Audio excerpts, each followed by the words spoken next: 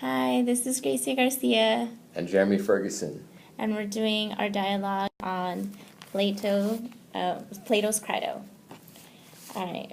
I honestly, I have my, I go both ways on it. I do agree with some parts that he says, and I disagree with others. If given the chance to escape from wherever you're trapped as a prisoner nowadays, people would take it, honestly. Like, I agree with what he says in that you have to follow, if you live in a society, you have to follow the society's rules. That's very true. But wouldn't somebody choose to escape if given that escape, especially if it's not just being taken away, they're paying, Crito was paying the guard to, like, let him escape. So, like, you think it sounds good in theory, but you don't think anyone will actually do it? I do. I honestly do. That's what I think. I kind of agree with you in that anybody besides Socrates would take that opportunity to flee and live their life pretty much in the shame of not being able to ever go home again. But I kind of personally like the theory, and it all goes down to the person. But I like the thought of living and dying as a good person, and instead of seeing yourself become evil. I totally agree. Like, I do agree with that. Following, like, the rules and going by the law and living a fulfilled, happy life.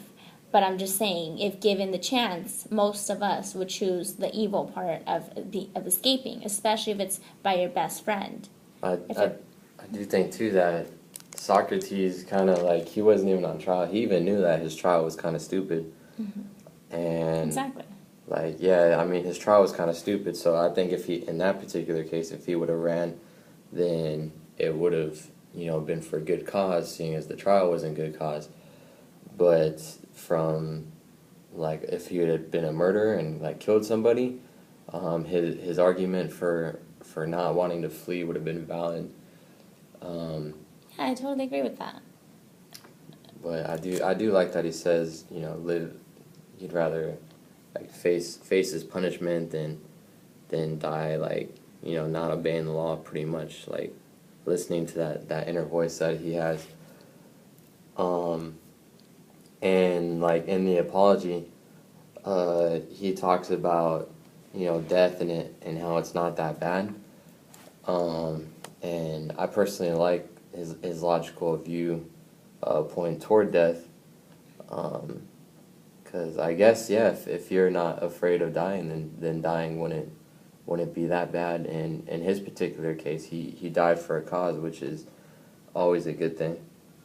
I agree with you. In the apology, I mean, although most people, myself included, are afraid of death, but if you really think about it, if you die, either if you believe in an afterlife, that should be great, and if you don't, like he says, you get put to sleep, like, that would just be bad. I I think that goes back to what we were talking about, self-preservation, and how most people nowadays would be more worried about living and getting away than they would be about, following the rules. People are pretty much, like, really selfish when it comes to anything and everything in life. That's pretty much the main goal now.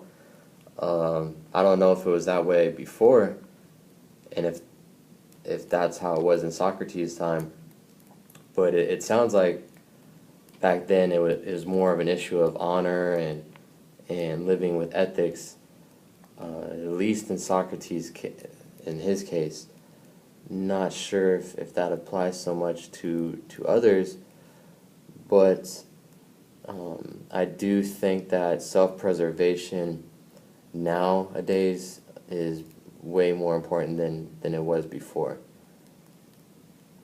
Because, yeah, he was willing to stay in prison and face his punishment for that, ridiculous charges of pretty much made up that people made up just to try to get rid of him.